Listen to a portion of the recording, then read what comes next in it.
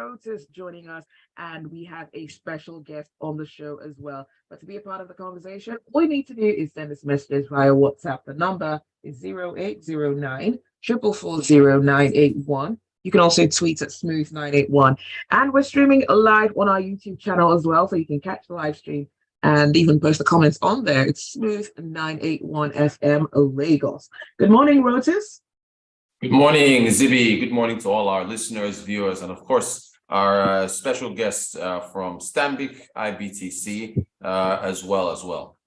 All right, so our special guest this morning is Seun Ogundolapo. He's the head of trade and transaction banking, Stanbic IBTC. Good morning, Seun, and welcome to Business Express. Good morning, guys. Good morning. Nice to be here. Awesome. Great. You have some important news. Yeah. We're going to talk about what Seun was going to be talking to us today about is NAFDAC and the UK government getting into a bilateral deal where some of our processed foods can be exported to the UK and, there's less tariffs on them. But before we get to that, I just have to quickly let viewers know that, our listeners know that apparently Femi Otedola, head of Giribu Power PLC, has taken a large stake in Transcorp, the conglomerate. I think Nairametrics broke news yesterday afternoon. So I think it's taken about a 5.2 or so stake in the company, making him the second largest shareholder after I think an entity called UBA Holdings, which has about a 9.2% stake. So it's pretty big news. Why is he taking that stake? Is it takeover? Is he just wanting to invest in another conglomerate? Very, very interesting. But to get to our particular topic of today, this is of course NAFDAC and this deal with the UK government. Seun, do you want to explain what the deal means, or what NAFDAC is trying to accomplish here, and what you make of it? Okay, so my initial thoughts: NAFDAC is trying to formalize export of processed food between Nigeria and the UK, and it's of great benefit to Nigeria. I mean, this speaks to more value added, to the economy of Nigeria compared to export of raw materials. I mean, this is like 8 times in terms of value comparing raw materials to finished goods. And you know that I took a point when I was going through the UK trade and investment fact sheet. Total imports from Nigeria by the UK is about 2.8 billion pounds, and that's between the 4 quarters ending third quarter of 2022, and that's like 140% increase over the prior year. In absolute terms, that's 1.7 billion. So the fact that the UK government is coming into this deal is a plus for Nigeria. And we were expected to see increase. And then, to sweeten it, the UK government is also adding to this deal a reduction in tariff, which makes it very fine and comfortable for exporters out of Nigeria. So this would sort of like support the Nigerian economy. And I think that's, for me, it's a very positive outlook. So does this deal mean that there are processed food exports that are falling through the cracks without NAFDAC approval? And are these being exported? Because I would assume NAFDAC approval is needed for any processed foods to be exported. Sure. I mean, you still find some Nigerians trying to export informally out of the country. And so I wouldn't rule out the fact that there are informal trades that Nigeria is trying to do, getting the goods or the finished food products into the UK. However, it may be a bit difficult because over there in the UK, their structure is more formalized and it might be a bit difficult. So scaling up in such process will not be necessarily possible. So this deal will sort of like help to make it more formal and then sort of like curb that informal trade that have been, falling through the cracks. Okay, Seun, what are your thoughts on tariffs? I know that they announced back in, that's the UK government announced back in January or so that they would be reducing tariffs on duty-free items, I guess, coming in from Nigeria. What's your thoughts on tariffs, what they mean for trade? And I guess, they're supposed to protect the local markets and so on. What do you make of that? So tariffs, and it depends on the country we're talking about here. In this case, UK is giving the tariff. So, and I think what they want to do is to encourage that export into their import into their country. However, if I may speak a bit on tariff, in Africa, for example, moving goods between African countries can be frustrating due to tariffs, right? Now, reducing the tariff is sort of like removing some level of barrier and facilitating trade. And after, as the Africa Continental Trade Agreement, which I'm sure you're aware of, is something that is working on that tariff barrier. However, so the UK government is aware that this deal would only make sense and would sort of like encourage this formal trade if tariff is reduced. And I hear you that they would want to protect their local businesses. So as long as they make the competition to be fair and not, because every government will definitely want to protect their own citizens and their own businesses locally. As long as the competition is fair, I don't think it's going to be an issue. Okay.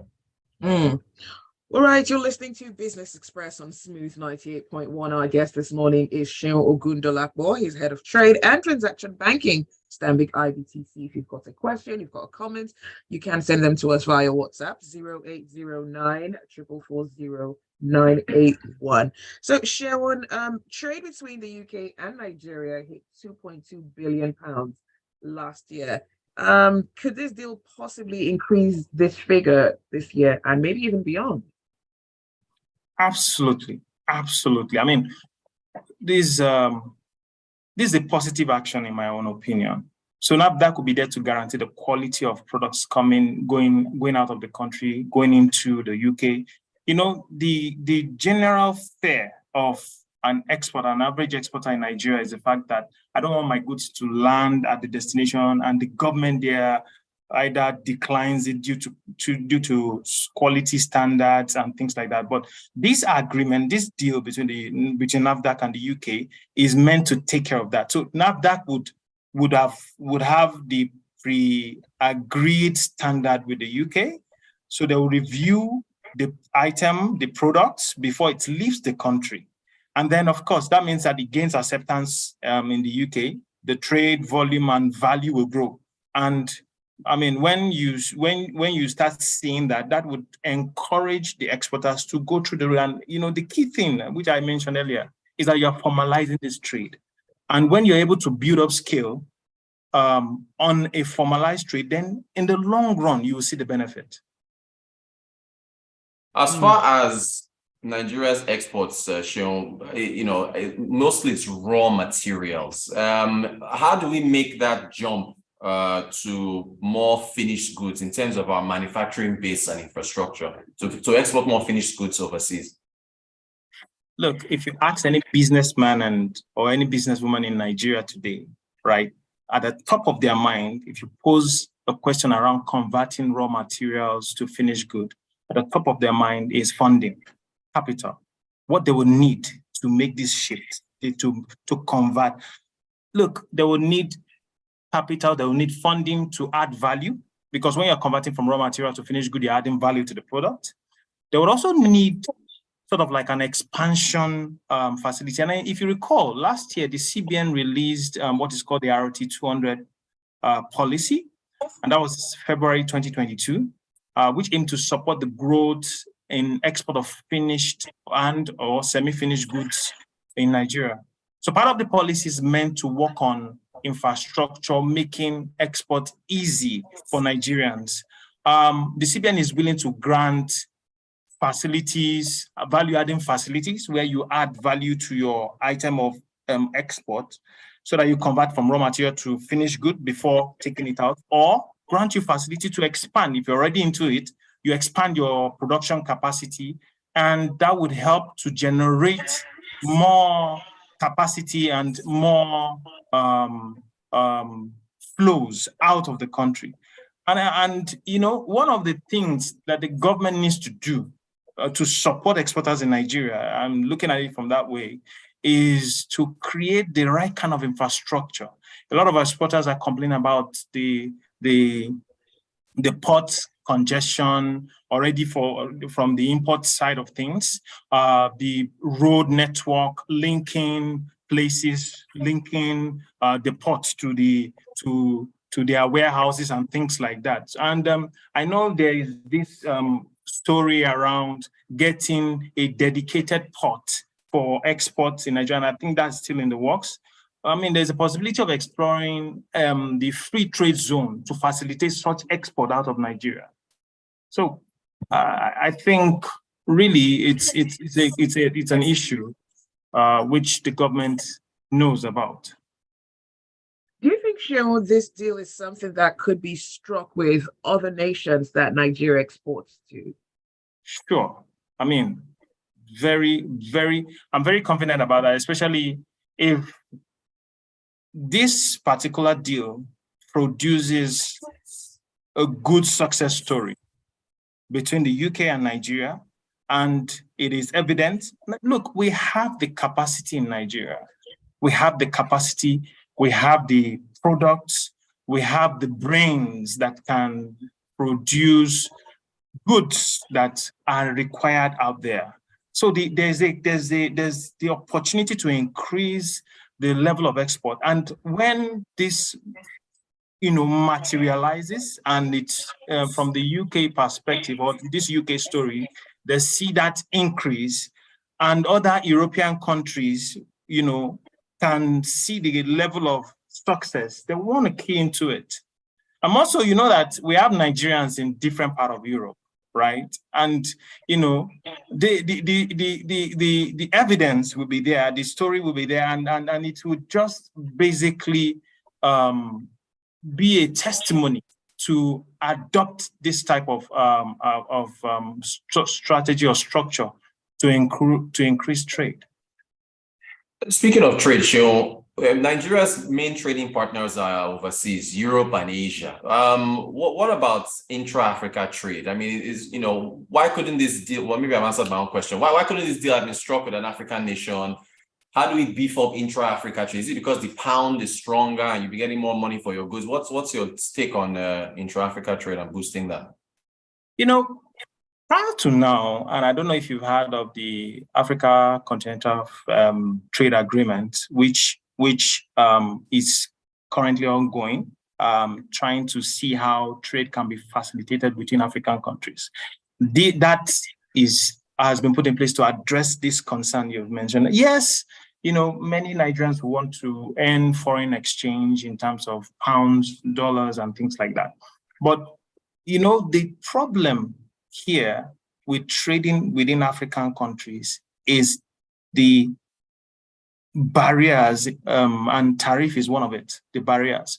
I once engaged a businessman, an exporter, and he mentioned to me that it's cheaper if you want to move goods from Nigeria to other West African countries. It's easier to, first of all, export that goods to the UK or to anywhere in Europe, and then route it from there to that African country. It's cheaper. That means that he's going to be paying more if you're going to go through African trade. So, for example, you want to move goods all the way to a country beyond Ghana in this West African region. You're going to be paying tariffs in each of the countries, especially if you're going by road. In each of the country you go through, you pay tariffs, you pay taxes, and that makes it more expensive. However, if after, when it's fully implemented, that can be resolved, and that can reduce the barrier. It can reduce, because the agreement is being worked on, and all the African countries, their governments are signing that agreement to ensure that there is ease of movement of goods, and then there's a tariff agreement that will be put in place to ensure that, as long as you're a participating country, you don't get to be levied twice or 3 times in some instances. And that's why that, the example I gave, that's why he's saying that moving the goods to the UK and back into Africa is cheaper. I mean, that doesn't make sense. All right, we're almost out of time, but we're going to read a few messages. Jonah from Isolo says, are there specific products captured in this deal? And Gilbert says, on tariff reduction from the UK government, let us cast our minds back to the African Growth and Opportunity Act enacted by the USA in May 2000 for African states, including Nigeria. Has it produced the desired result till date? The answer is blowing in the wind. And one last message from Matthew. Matthew says, excellent one from NAFDAC. So when is this going to take effect? Can we start exporting all NAFDAC approved processed goods from today on? Will the goods still need to go through some tests on arrival to the UK, or the NAFDAC number will simply be the means of approval? Then what is the plan to prevent the use of fake NAFDAC numbers? Plenty questions are at a time, but I think it's what is it now? There's no date yet, right, Seun? I think they are still working out the details. Yeah, they're still working out the details. The structure and everything is still ongoing, but I'm sure more information will be released to everyone, and we'll get to know. I mean, this is an open strategy or negotiation that is going on. So when the two governments have finalized, we'll get to know the full details, and everybody will be guided, and most of these questions will be answered. Perfect. All right. Thank you so much, Seun Ogundolapo, and thank you, Rotus. Thanks for listening, and thanks for your messages. You have a brilliant day ahead. All right. Thank you.